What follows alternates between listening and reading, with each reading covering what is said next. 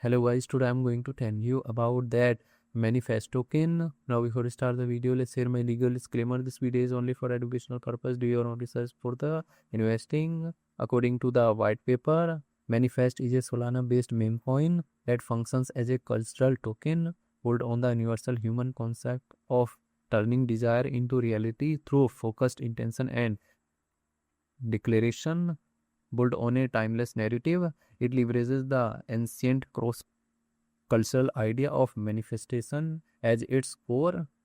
Durable meme, powered by community ritual, its value is driven by holders publicly declaring and logging their personal goals and wins. Simple deflationary tokenomics, it operates on the Solana with a zero tax transparent supply where tokens are permanently burned. Manifest token total supply is 899.9 million and circulating supply is also 899.99 million manifest token. Manifest token is listed on PumpSwap, Metaura, BLM and other exchanges.